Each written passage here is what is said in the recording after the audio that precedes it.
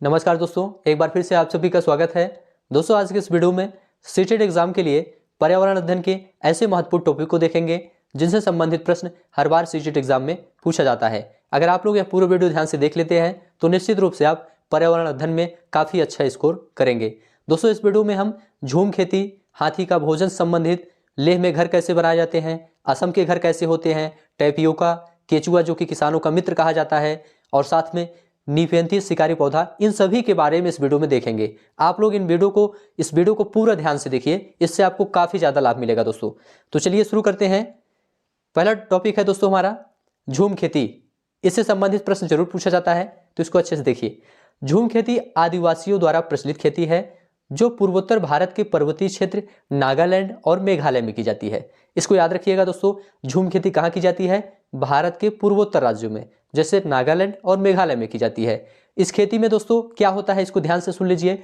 इस खेती में एक फसल कटने के बाद जमीन को कुछ साल तक ऐसे ही छोड़ देते हैं, उसमें खेती नहीं करते हैं, ठीक है। और इस जगह पर जो बांस या जंगल उग जाता है उसे उखाड़ा भी नहीं जाता है, इसको ध्यान रखिएगा। उसे उखाड़ा नहीं जाता बल्कि उसे गिराकर जला दिया जाता है, ठीक है। और आगे लिखा है, यह राख जमीन में खाद का काम करती है, ठीक है। जो जलाने पर जो राख प्राप्त होती है वह उसी खेत में खाद का काम करती है। फिर जब इस जमीन की बारी आती है, अर्थात जब इस जमीन पर दोबारा फसल बोने की बारी आती है, तो जमीन को जोता नहीं जाता है दोस्तों, बल्कि मिट्टी को हल्के से हिलाकर बीज को छिड़क दिया जाता है। तो ये दोस्तों झूम खेती के बारे में जानकारी है, इसको ध्यान से देख लीजिए आप लोग। इससे संबंधित प्रश्न जरूर पूछा जाता है सीटेट एग्जाम में, पर्यावरण में। अगला टॉपिक है दोस्तों हमारा, लेह में घर कैसे होते हैं, सामान्य घर। देखिए दोस्तों, लेह में लोग अपना घर पत्थर, मिट्टी और लकड़ी से बनाते हैं, इसको याद रखिएगा, तथा दीवार पर मिट्टी तथा चूने की पुताई की हुई होती है। और यह घर दोस्तों ध्यान रखिएगा 2 मंजिले के होते हैं, जिसमें पहली मंजिल पर क्या होता है, परिवार के लोग रहते हैं, और नीचे की मंजिल पर जानवरों को रखा जाता है। तो इसको ध्यान रखिएगा। और साथ में जो है नीचे की मंजिल पर जरूरत का सामान भी इकट्ठा करके रख देते हैं।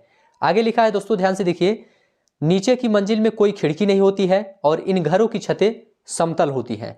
तो ये दोस्तों जो है लेह के बारे में जानकारी थी। लेह में जो सामान्य घर बनाए जाते हैं उसके बारे में जानकारी है। इनसे भी प्रश्न जरूर पूछा जाता है, तो आप लोग इसको अच्छे से देख लीजिए। चलिए आगे बढ़ते हैं। अगला टॉपिक है दोस्तों, देखिए, नारियल डली हुई किसी भी करी के साथ उबला हुआ टैपियोका का केरल का प्रिय भोजन है। यहां ध्यान रखिएगा, नारियल डली हुई किसी भी करी के साथ उबला हुआ टैपियोका कहाँ के लोग खाना पसंद करते हैं? तो केरल के लोग खाना पसंद करते हैं, इसको याद रखिएगा। यह भी कई बार पूछा जा चुका है, इसलिए इसको ध्यान से आप देख लीजिए। अगला टॉपिक है दोस्तों हमारा, किसानों का मित्र अर्थात केचुआ। केचुआ जो है दोस्तों, ये किसानों का मित्र कहा जाता है, इससे भी प्रश्न पूछा जाता है, इसलिए आप लोग इसको ध्यान से देखिए। केचुआ किसानों का मित्र माना जाता है क्योंकि यह जमीन में छेद करके मिट्टी को पलटकर पोला करते हैं तथा ह्यूमस बनाते हैं। तो इसको ध्यान से देखिए आप लोग। केचुआ द्वारा बनाए गए छेदों से क्या होता है, जमीन को आसानी से हवा और पानी मिल जाता है, और मिट्टी को उलटने पलटने से और पोल करने से पोषक पदार्थ जो होते हैं वो ऊपर आ जाते हैं, और पौधे इन पोषक पदार्थों का उपयोग आसानी से कर सकते हैं। आगे लिखा है दोस्तों, इसके अलावा केचुए मृत पत्तियों और पौधों को खाते हैं तथा इनके मल से जमीन उपजाऊ बनती है। तो ये जो है दोस्तों केचुए के बारे में जानकारी थी, इसको आप लोग जरूर याद रखिएगा। यह भी काफ़ी ज़्यादा इंपॉर्टेंट है आपके सीटेट एग्जाम के लिए।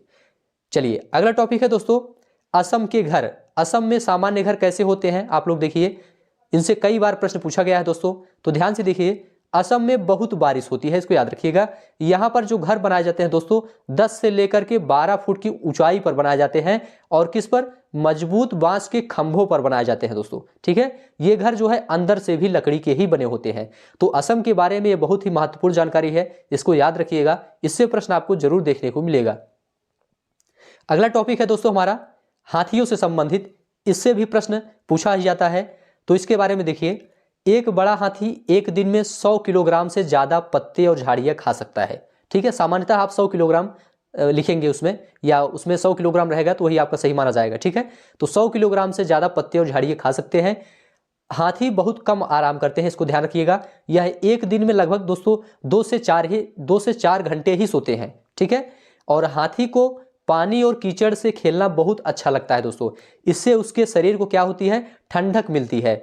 और एक चीज़ और ध्यान रखिएगा दोस्तों, हाथियों के झुंड में सबसे बुजुर्ग हथनी जो होती है वही पूरे झुंड का नेतृत्व करती है, ठीक है, और सभी फैसले लेती है। तो हाथियों के बारे में ये जानकारी दोस्तों जरूर याद रखिएगा, यह बहुत ही इंपॉर्टेंट टॉपिक है।